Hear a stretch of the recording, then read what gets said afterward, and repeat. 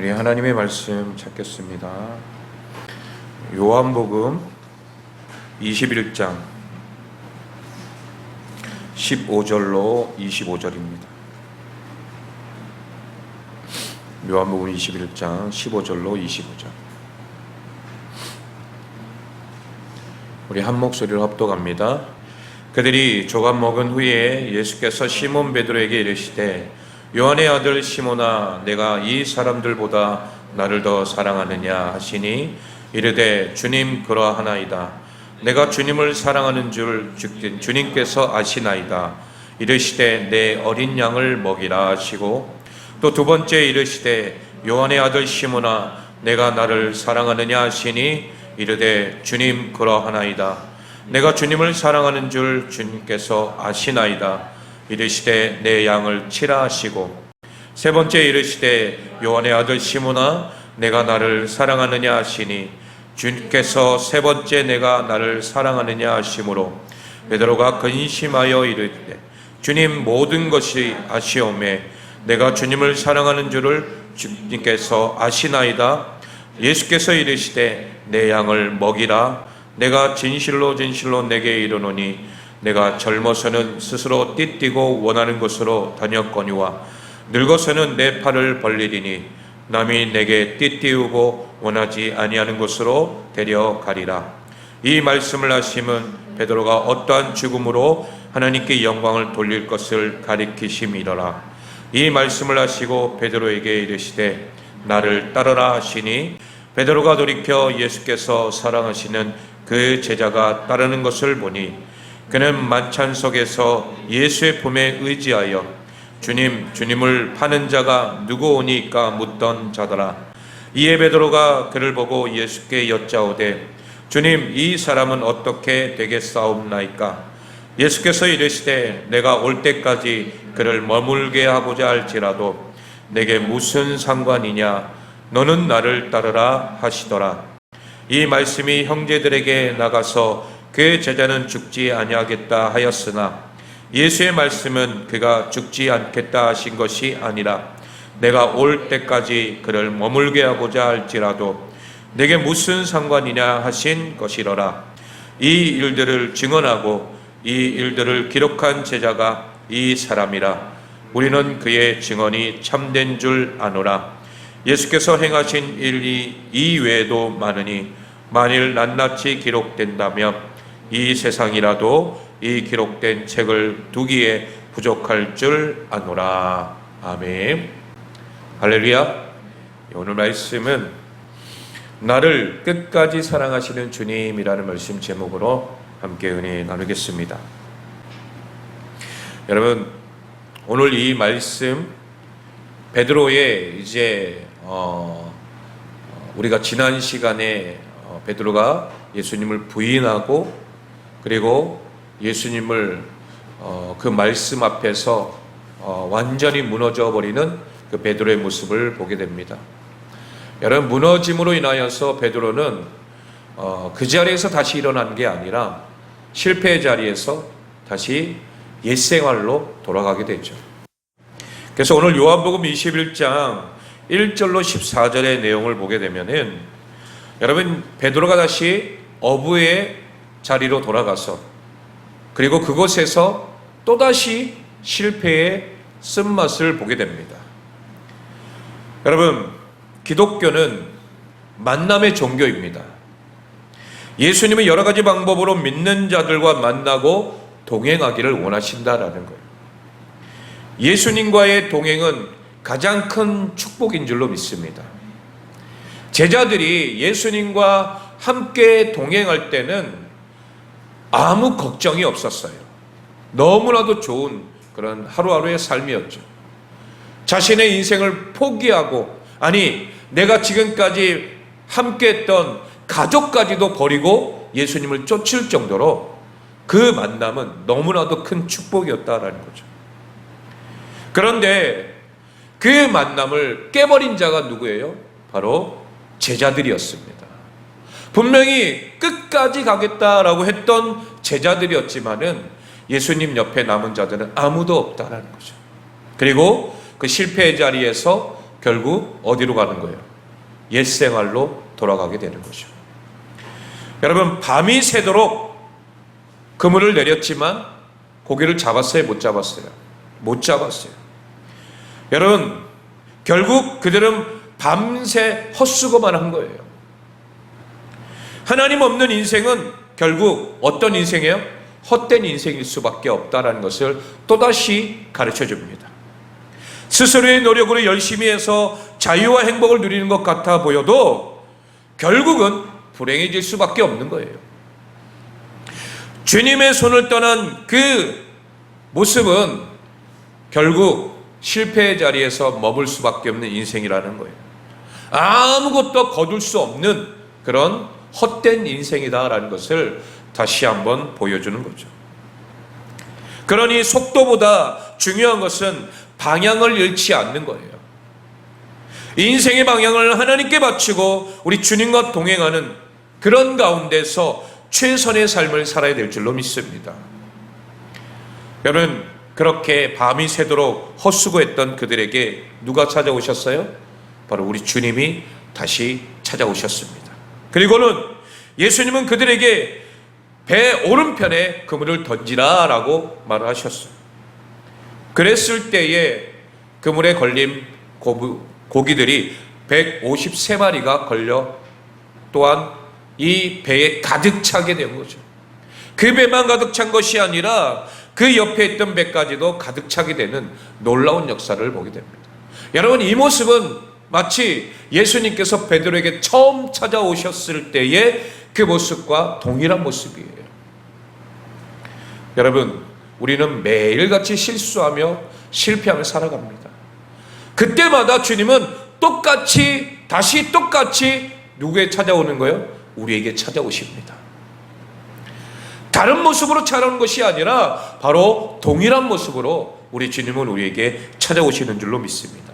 그리고 우리 주님께서 어떻게 하십니까? 물고기를 가득 채운 그 배를 보시면서 이제 그들에게 따뜻한 아침 식사를 대접합니다. 식탁의 교제를 나누는 거예요. 여러분, 밤새 피곤하고 지쳐있는 그들에게 예수님은 회복의 은혜를 주시는 거예요.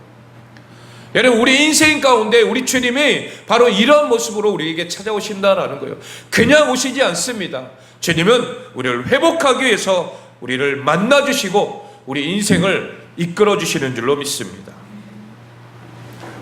여러분, 그런데도 우리는 이 세상을 살아가면서 어떤 삶을 살아요? 너무나도 지쳐 있는 그런 모습들을 보게 됩니다.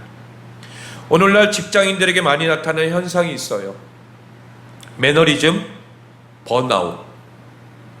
이 현상, 매너리즘은 반복되고 틀에 박힌 일을 하다가 지쳐버린 모습, 이것이 매너리즘에 빠지는 거죠. 그리고 번아웃은 극도의 스트레스로 인해 탈진한 것을 의미하죠. 오늘날 이 시대의 사람들 어떻습니까? 너무나도 이런 모습 속에 지쳐 있다라는 거죠. 두 현상은 조금 다르지만 무언가 열심히 몰두해서 일해본 사람들은 분명히 겪어본 후유증이라는 거예요. 쉽게 말해서 지치는 거예요. 여러분, 교회도 마찬가지예요. 목사님들도 그렇고. 그래서 목사님들도 보면 7년 되면 안식년이라 해가지고 잠깐 이렇게 쉼의 시간을 갖습니다. 물론 이제 개척교회는 그럴 여유도 없습니다. 혼자 있는데 어떻게 합니까? 큰 교회 목사님들이나 이제 정말 열심히 그렇게 해오신 목사님들은 이제 부목사님들께 맡기고 이제 목사님은 이제 안식년을 들어가게 되죠. 여러분, 이렇게 지치면 사람이 다시금 충전을 해야 된다라는 거죠. 충전해야 내게 맡겨주신 그 사명을 다시 열심을 품고 주를 섬길 수 있잖아요. 그래서 우리가 8월 달에도 보면 휴가가 있잖아요. 열심히 내가 일했으니 이제는 떠나라. 예, 예전에 광고 문구에도 있었어요. 예, 카드 무슨 땡땡 회사 해가지고. 여러분, 그렇게 우리가 이 세상을 살아가면서도 많은 사람들이 지쳐 힘들고 또 피곤해 지쳐 있을 때에 충전이 필요하다라는 거죠. 우리도 마찬가지. 교회 안에서, 가정에서, 직장에서 하나님의 사람으로 살다 보면 지치는 타이밍이 오곤 한다라는 거예요. 더 이상 일을 감당할 수 없을 만큼 지쳐버릴 때가 있다라는 거죠. 그때 우리는 이 상황을 어떻게 극복할 수 있습니까? 오늘 본문 말씀을 통하여서 그 비결을 우리가 함께 나누기를 원합니다. 첫 번째, 예수님은 끝까지 사랑하셨다라는 거예요.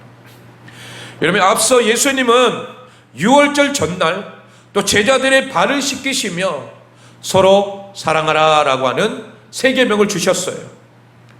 성경은 예수님이 보여주신 그 사랑을 다음과 같이 표현합니다. 우리 요한복음 13장 1절 말씀 읽어볼까요? 다 같이 시작. 유월절 전에 예수께서 자기가 세상을 떠나 아버지께로 돌아가실 때가 이른 줄 아시고 세상에 있는 사람들을 사랑하시되 끝까지 사랑하시니라. 아멘. 언제까지 사랑한다고요? 끝까지. 예수님께서는 제자들을 끝까지 사랑하셨다라고 말합니다. 그런데 반면에 베드로는 어떻습니까? 요한복음 13장 37절 말씀 시작. 베드로가 이르되 주여 내가 지금 어찌하여 따라갈 수 없나이까? 주를 위하여 내 목숨을 버리겠나이다.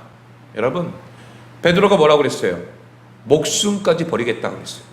그 말은 목숨이 끊어지는 그 순간까지 주님을 따라가겠습니다. 이 말이죠. 그 고백을 했지만 여러분, 지난주의 말씀과 같이 베드로는 어떻게 했어요?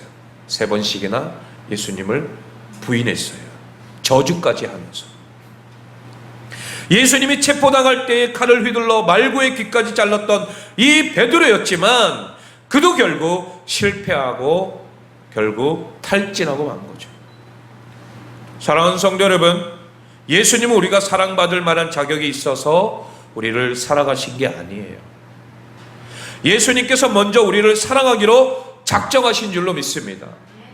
그래서 오늘 본문 속에 이 실패한 베드로를 다시 찾아가시는 거예요. 그리고 그에게 물으십니다. 우리 15절 말씀 읽어볼까요? 시작.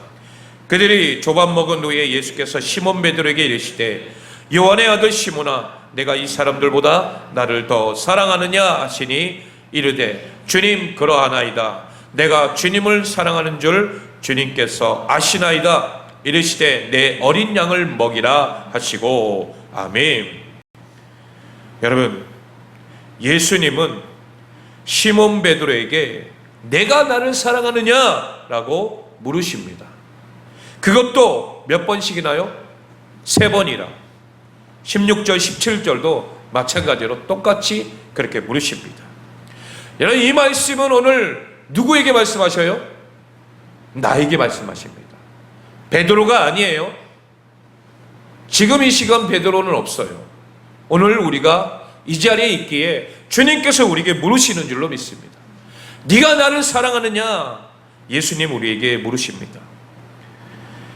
베드로가 예수님을 3번 부인했던 만큼 예수님을 향한 사랑을 3번의 사랑을 고백하게 하시며 여러분 용서해 주시는 거예요. 여러분, 우리 주님도 끊임없이 우리를 부르시고 우리가 죄의 자리에 머물러 있을 때마다 우리에게 물으십니다. 네가 나를 사랑하느냐? 그러면 네가 거기에 있으면 안 되지 않느냐? 여러분, 예수님께서 우리에게 부르십니다. 네가 나를 사랑하느냐? 여러분, 우리가 주님을 사랑하는 만큼 내가 있어야 할 자리가 어디인지를 다시 한번 우리가 생각해 보기를 소망합니다. 그러면 베드로가 뭐라고 고백합니까? 내가 주님을 사랑한 줄 주님께서 아시나이다. 여러분, 물론 주님 아시죠. 내가 어떻게 주님을 사랑하는지 다 아시죠. 그러나 주님은 뭘 원하시는 거예요? 우리의 고백을 원하시는 거예요. 네, 주님, 내가 주님을 사랑합니다. 부족하지만 늘 실패의 자리에 있지만 그러나 그럼에도 불구하고 내가 주님을 사랑합니다. 그 고백을 듣기를 원하신다라는 거예요. 그래서 우리를 그렇게 부르시는 줄로 믿습니다. 이처럼 예수님은 우리를 끝까지 사랑하시는 거예요. 끝까지. 지금도 지치고 넘어진 여러분들을 주님은 찾아가고 계신 줄로 믿습니다.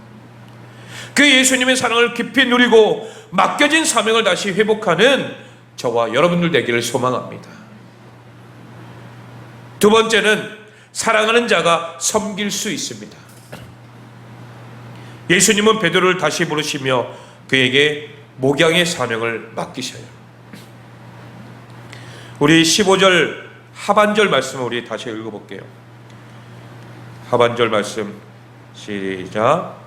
주님 그러하나이다. 내가 주님을 사랑하는 줄 주님께서 아시나이다. 이르시되 내 어린 양을 먹이라 하시고. 아멘.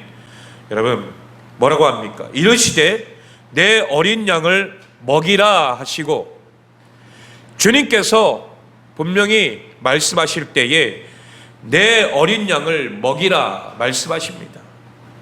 또 그 뒤에도 보면 16절 17절에도 내 양을 먹이라, 내 양을 치라 분명 말씀하십니다. 여러분 누구의 양이라 말합니까? 누구의 양? 내 양, 즉 하나님의 소유인 하나님의 백성을 맡기신 거예요. 여러분 예수님께서 베드로를 부르실 때에 이제는 고기를 낚는 것이 아니라 사람 낚는 어부를 하나님께서 이 베드로에게 사명을 주셨잖아요. 그 말은 뭐예요? 이제는 이 세상의 삶을 살아가는 것이 아니라 하나님 나라의 사람으로서의 복된 삶을 살아라. 그리고 너에게 맡겨주신 그 사명대로 살아라. 이것을 주님께서 베드로에게 말씀하신 줄로 믿습니다. 여러분들이라면 예수님처럼 하실 수 있습니까? 한 번 배신했던 사람이에요.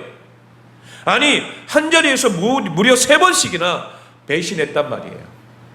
그 사람에게 내 양떼를 맡길 수 있어요? 내가 지금까지 잘 지켜온 그 양떼를 턱하고 쉽게 맡길 수 있냐 이게요. 여러분 제가 부목사로 일할 때도 마찬가지예요. 목사님들이 부목사님에게 뭔가 맡기기가 이게 뭔가 쉽지가 않아요. 왜 그런지 아십니까? 혹시 이 부목사님이 양들을 데리고 나갈까봐 쉽지가 않아요.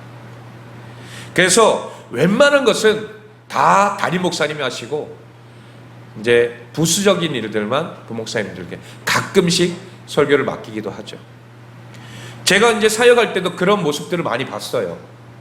부목사님들 중에서 이제 성도들과 같이 이렇게 떼어 나가서, 물론 이제 교회에서 분립개척을 해주면 너무나도 아름다운 모습으로 되죠.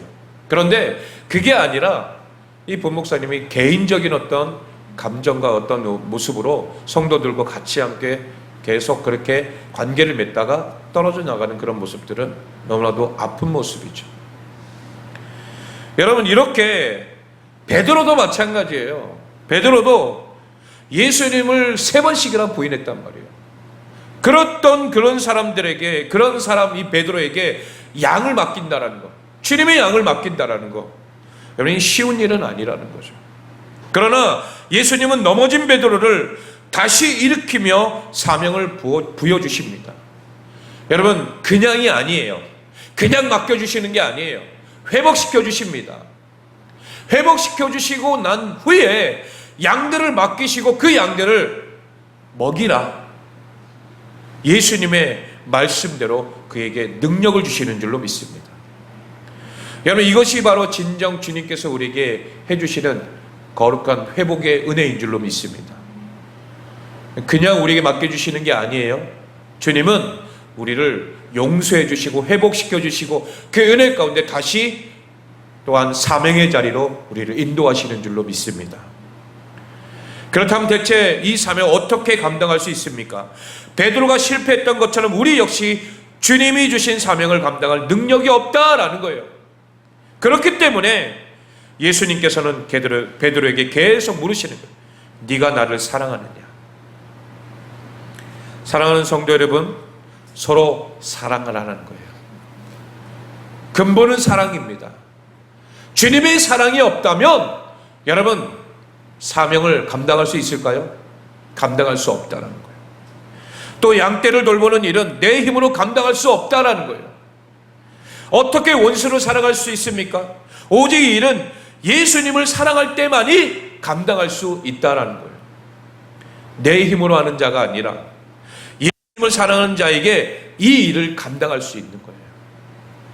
여러분, 그래서 베드로에게 네가 나를 사랑하느냐 왜 물어보신 거예요?